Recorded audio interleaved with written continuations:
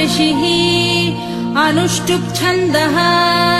श्रीमहाविष्णुः परमात्मा श्रीमन्नारायणो देवता अमृतांशुद्भवो भानुरिति बीजम् देवकीनन्दनस्रष्टेति शक्तिः उद्भवः क्षोभणो देव इति परमो मन्त्रः शङ्खभृन्नन्दकी चक्रीति कीलकम् शार्ङ्गधन्वा गदाधर इत्यस्त्रम् रथाङ्गपाणिरक्षोभ्य इति नेत्रम् त्रिसामा सामगः सामेति कवचम् आनन्दम् परब्रह्मेति योनिः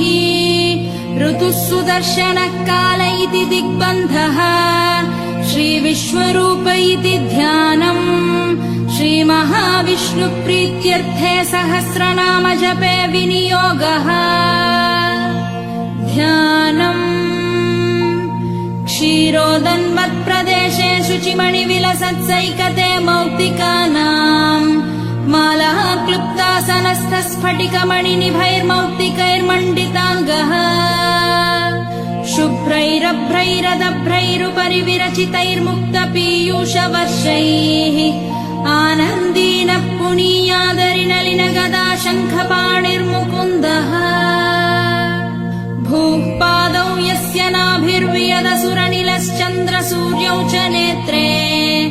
कर्णावाशा शिरोध्यौर्मुखमपि दहनो यस्य वास्तेयमब्धिः अन्तस्तम् यस्य विश्वम् सुरनरखगो भोगि गन्धर्वदैत्यैः चित्रम् रम्यते तम् त्रिभुवनवपुषम् विष्णुमीशम् नमामि। ॐ नमो भगवते वासुदेवाय। शान्ताकारम् भुजगशयनम् पद्मनाभम् सुरेशम् विश्वाधारम् गगनसदृशम् मेघवर्णम् शुभाङ्गम् लक्ष्मीकान्तम् कमलनयनम् योगिहृद्ध्यानगम्यम् वन्दे विष्णुम् भवभयहरम् सर्वलोकैकनाथम् मेघश्यामम् पीतकौशेयवासम् श्रीवत्साङ्कम् कौस्तुभोद्भासिताङ्गम्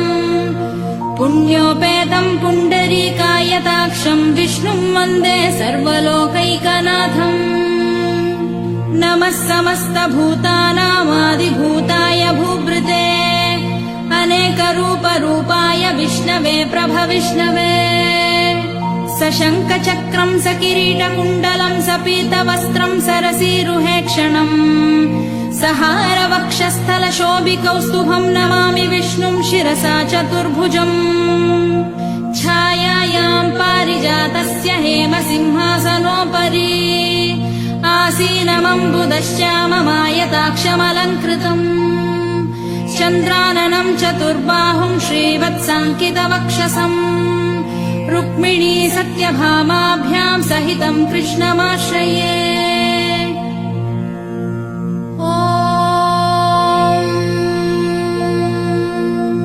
विश्वम् विष्णुर्वषट्कारो भूतभव्यभवत्प्रभुः भूतकृद्भूतभृद्भावो भूतात्मा भूतभावनः भूतात्मा परमात्मा च मुक्तानाम् परमागतिः अव्ययः पुरुषः साक्षी क्षेत्रज्ञोऽक्षर एव च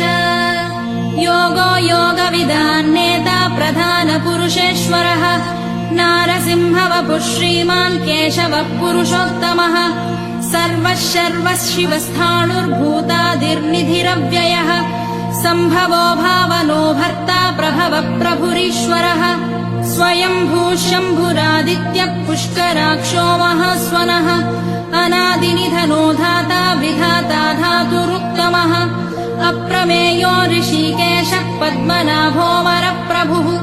विश्वकर्मा मनुस्त्वष्टास्थविष्ठस्थविरो ध्रुवः अग्राह्यश्शाश्वतः कृष्णो लोहिताक्षप्रतर्दनः प्रभूतस्त्रिककुब्धाम पवित्रम् मङ्गलम् परम् ईशानः प्राणदः प्राणो ज्येष्ठः श्रेष्ठः प्रजापतिः हिरण्यगर्भो भूगर्भो माधवो मधुसूदनः ईश्वरो विक्रमी धन्वी मेधावी विक्रमक्रमः अनुत्तमो दुराधर्ष कृतज्ञः कृतिरात्मवान् सुरेशः शरणं शर्म विश्वरेता प्रजाभवः अहः संवत्सरो व्याळप्रत्ययः सर्वदर्शनः अजः सर्वेश्वरः सिद्धः सिद्धिः सर्वादिरच्युतः वृषाकपिरमेयात्मा सर्वयोगविनिःसृतः वसुर्वसुमनः सत्यः समात्मा संमितः समः अमोघः पुण्डरीकाक्षो वृषकर्मा वृषाकृतिः रुद्रो बहुशिरा बभ्रुर्विश्वयोनिः शुचिश्रवाः अमृतः शाश्वतस्थाणुर्वरारोहो महातपाः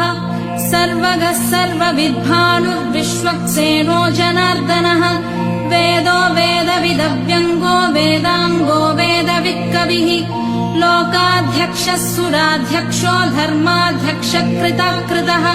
चतुरात्मा चतुर्व्यूहश्चतुर्दंष्ट्रश्चतुर्भुजः